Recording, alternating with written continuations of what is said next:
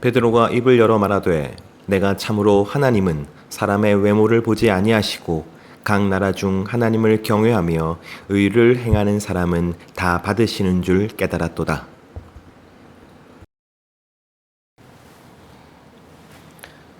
오늘 본문은 사도행전 10장 23절부터 11장 18절까지로 아주 깁니다. 그 중에서 핵심이 되는 구절만 읽었습니다.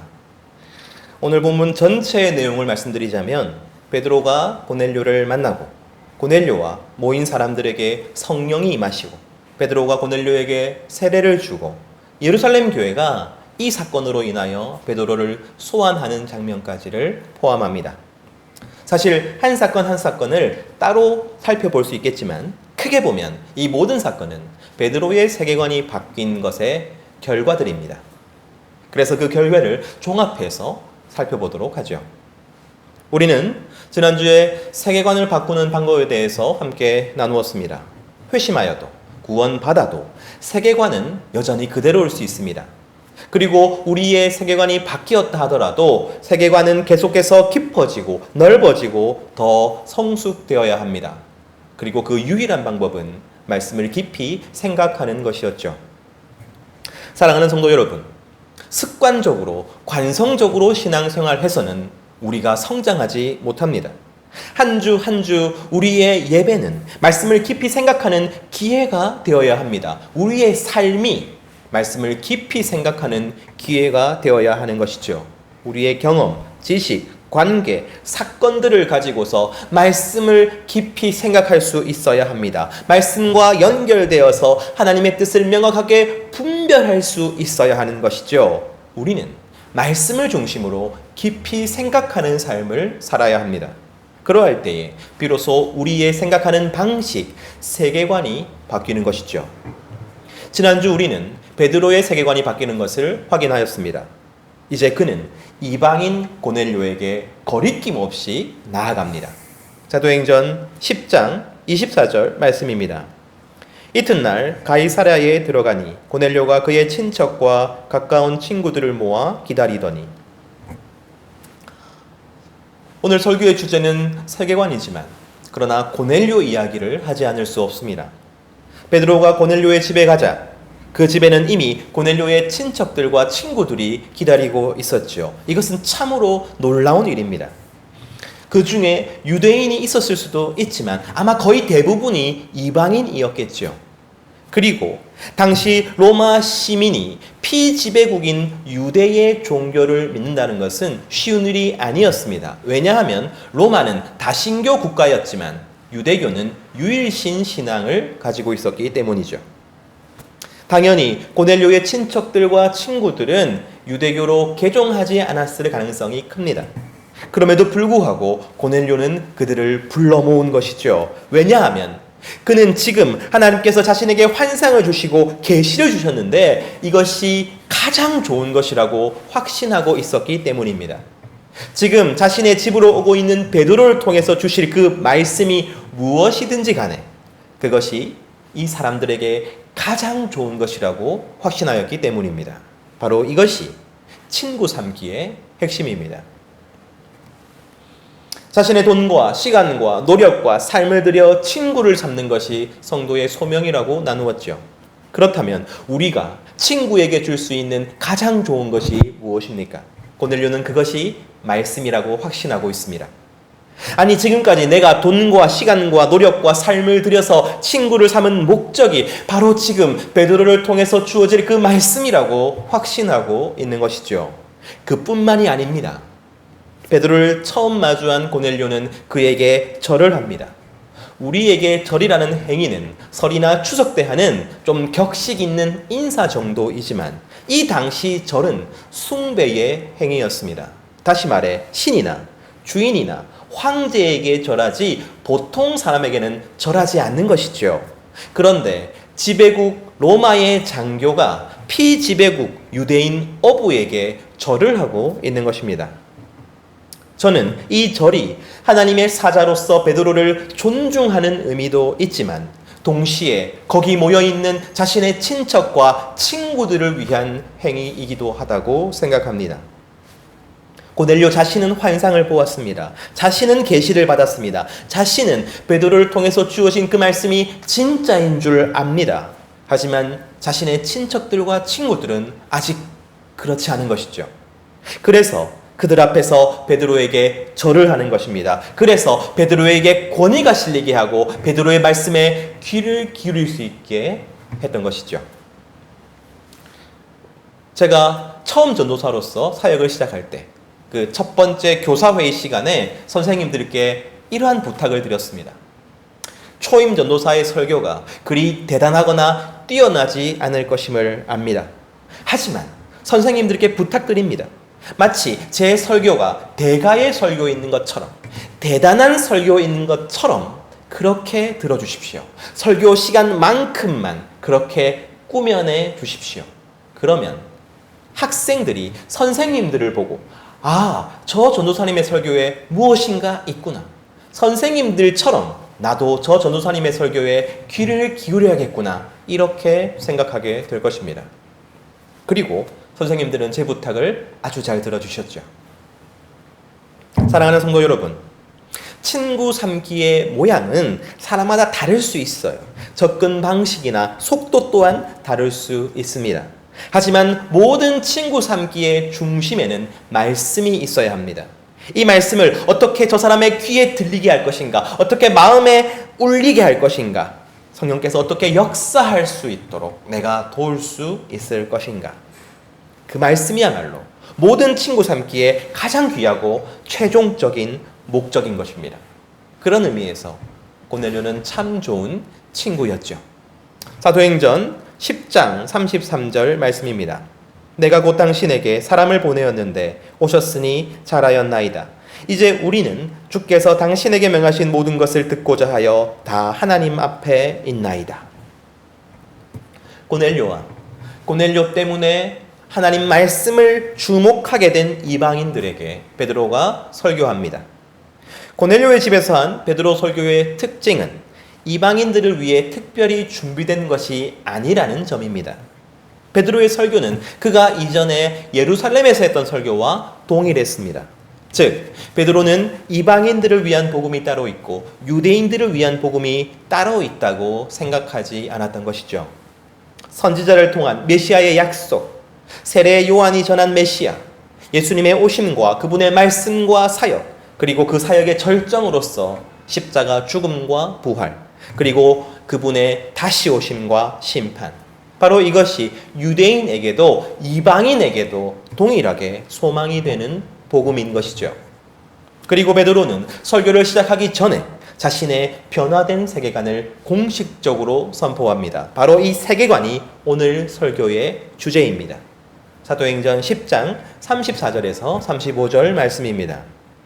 베드로가 입을 열어 말하되 내가 참으로 하나님은 사람의 외모를 보지 아니하시고 각 나라 중 하나님을 경외하며 의를 행하는 사람은 다 받으시는 줄 깨달았도다. 하나님은 외모를 보지 않으십니다. 사랑하는 성도 여러분, 바로 이것이 핵심입니다. 이것이 사도행전이 말하는 하나님 나라 세계관입니다. 하나님은 외모로 사람을 차별하거나 분류하거나 편을 가르지 않으십니다. 그 이유는 하나님은 외모가 아니라 중심을 보시기 때문이죠. 사무엘상 16장 7절 하반절입니다.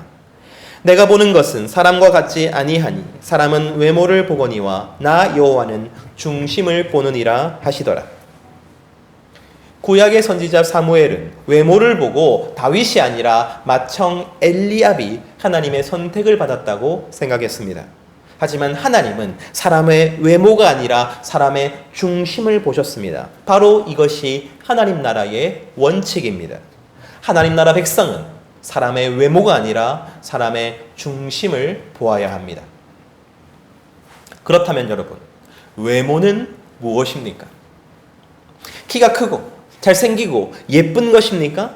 그것도 외모라고 할 수 있죠. 하지만 오늘 본문에서 말하는 외모란 그런 생김새만을 이야기하는 것이 아닙니다.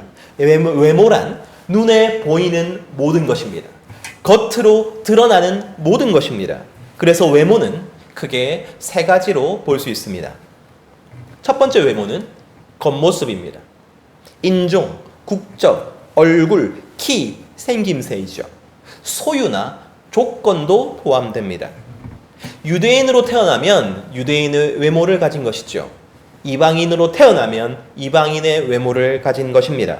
겉모습이야말로 유대인과 이방인을 가르는 중요한 기준이 되는 것이죠. 두 번째 외모는 행위입니다. 우리의 행동도 겉으로 드러나기 때문이죠. 예를 들면 이런 것입니다. 할례를 받는 것이죠. 성전 제사에 꼬박꼬박 참여하는 것입니다. 성결 규례를 지키고 안식일을 엄격히 준수하는 것입니다. 그 모든 것이 여러분 외모예요. 그리고 지금 예루살렘 교회와 11사도들과 그리고 예수님의 형제 야고보 또한 그 외모를 따라 사람을 판단하고 있습니다. 이방인이 구원받으려면 할례를 받아야 해. 성결 규례를 지켜야 해. 안식일을 준수해야 해. 그들이 요구하는 행위야말로 외모로 사람을 평가하는 것이죠. 세 번째 외모는 성격, 성품과 같은 내면입니다. 왜냐하면 우리의 내면은 반드시 겉으로 드러나기 때문입니다. 예를 들어 보겠습니다. 고넬료의 성품은 어떠합니까? 그는 참으로 의인이었지요. 기도에 열심이었고 피지배층인 유대인을 구제하는 데 힘썼습니다. 게다가 그는 처음 보는 베드로에게 절할 만큼 겸손합니다. 유대교를 믿지 않는데도 친구들과 친척들이 고넬료의 집에 다 모일 만큼 인망도 있었지요. 그의 선하고 의로운 내면은 겉으로 드러나고 있었습니다. 그래서 모든 유대인들이 고넬료를 칭찬하였죠. 여러분, 바로 이것이 외모입니다. 우리의 성품, 우리의 성격 또한 여러분 외모인 것입니다. 사랑하는 성도 여러분, 겉모습이 외모입니다. 행위도 외모입니다. 내면도 외모입니다. 그리고 하나님은 절대로 사람을 외모로 평가하지 않으십니다. 절대로 사람을 외모로 차별하거나 분류하거나 편을 가르지 않으십니다. 성경에 하나님이 편을 가르시는 유일한 사례가 있는데 바로 양과 염소를 가르시는 것입니다. 천국과 지옥으로 가르시는 것입니다. 하나님 나라와 세상 나라로 가르시는 것입니다. 그 유일한 기준은 오직 예수 그리스도밖에 없습니다. 그러니까 외모를 보지 않고 중심을 보신다는 의미는 잘생기고 예쁘고 번듯한 사람을 선택하시는 것이 아니라 착하고 의롭고 열정적인 사람을 선택하시는 것이다. 이런 의미가 아닌 것입니다. 잘생기고 예쁘고 번듯해서 선택하는 것이 아니고 착하고 의롭고 열정적이어서 선택하시는 것도 아닙니다. 하나님께서 선택하시는 기준은 오직 한 가지, 그가 예수님을 사랑하는가에 달려 있습니다. 그의 중심에 예수님이 계신가에 달려 있습니다. 바로 이것이 외모가 아니라 중심을 본다는 의미이고 사도행전이 말하는 하나님 나라 세계관의 의미인 것이죠. 그러므로 우리가 하나님 나라 세계관을 가지고 살아간다는 것은 그 누구도 외모로 평가하지 않는다는 것입니다. 한 사람의 겉모습으로 평가하지 않습니다. 말이나 행동으로 선을 긋거나 차별하지도 않습니다. 성격이나 품성도 상관하지 않습니다. 우리는 오직 중심을 봅니다. 그가 예수 그리스도를 믿습니까? 되었습니다. 그렇다면 그는 나의 형제 자매입니다. 나의 친구입니다. 나의 가족입니다. 왜냐하면 그와 나는 동일한 중심을 가졌기 때문입니다. 예수님이 계시는 중심, 예수님이 계시는 중심, 그리고 예수님이 계셔야 하는 중심을 보는 것, 바로 그것이 하나님 나라 확장의 시작인 것입니다. 사랑하는 성도 여러분, 모든 성도는 하나님 나라 확장을 위하여 살아가야 합니다. 그런데 그 소명에 가장 방해가 되는 것이 무엇입니까? 사단의 공격입니까? 세상의 오해입니까? 여러분, 그렇지 않습니다. 바뀌지 않는 우리의 세계관입니다. 바뀌지 않는 우리의 세계관은 우리로 하여금 사람의 외모를 보게 만들지요. 그 사람의 겉모습이나 그 사람의 행동이나 그 사람의 내면을 평가하게 만듭니다. 그래서 반드시 그 사람을 이방인으로 만들지요. 이방인이란 내가 친구 삼기 싫어하는 사람입니다. 내가 친구 삼기 부담스럽고 생각조차 하지 않게 되는 사람입니다. 저 사람은 장애가 있으니까, 저 사람은 더러우니까, 저 사람은 못 배웠으니까, 저 사람은 말과 행동이 무례하니까, 저 사람은 자기밖에 모르니까, 저 사람은 나와 성격적으로 맞지 않으니까, 그렇게 자연스럽게 누군가를 밀어내고 거절하고 멀리하게 되는 것이죠. 바로 그것이 하나님 나라 확장의 가장 큰 걸림돌입니다.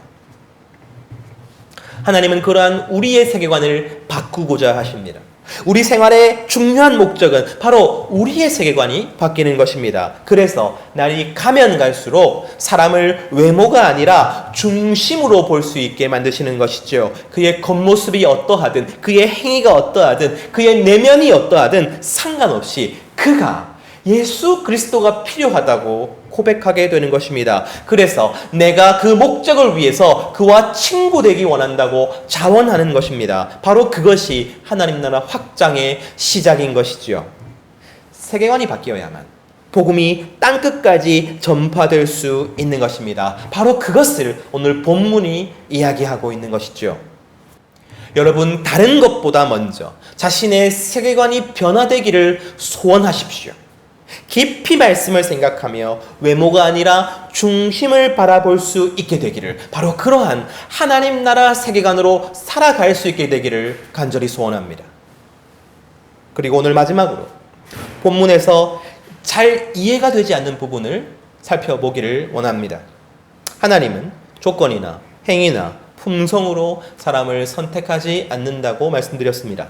하나님은 외모 순으로 쭉 줄을 세우고 1등부터 10등까지 잘라서 선택하는 분이 아니라고 말씀드렸습니다. 그런데 이상한 일이 있습니다. 고넬료는 이방인 중에서 외모 1등인 것 같은 것이죠. 고넬료는 분명히 이방인입니다. 그의 국적, 인종, 생김새는 분명히 이방인입니다. 하지만 외모가 그런 것들만 있는 것이 아니라고 말씀드렸죠. 행위도 외모입니다. 내면도 외모입니다. 그렇다면 겉으로 드러나는 그러한 고넬료의 외모는 어떠합니까? 사도행전 10장 22절 말씀입니다. 그들이 대답하되 백부장 고넬료는 의인이요 하나님을 경외하는 사람이라 유대 온 족속이 칭찬하더니 그가 거룩한 천사의 지시를 받아 당신을 그 집으로 청하여 말을 들으려 하느니라 한대. 그는 의인이었고 하나님을 경외하는 사람이었습니다. 그는 백성을 많이 구제하고 하나님께 항상 기도하였습니다. 그래서 유대 온 족속이 그를 칭찬하였죠. 그뿐만 아닙니다. 하나님도 그를 칭찬하셨습니다. 사도행전 10장 4절 하반절입니다. 천사가 이르되 내 기도와 구제가 하나님 앞에 상달되어 기억하신 바가 되었으니.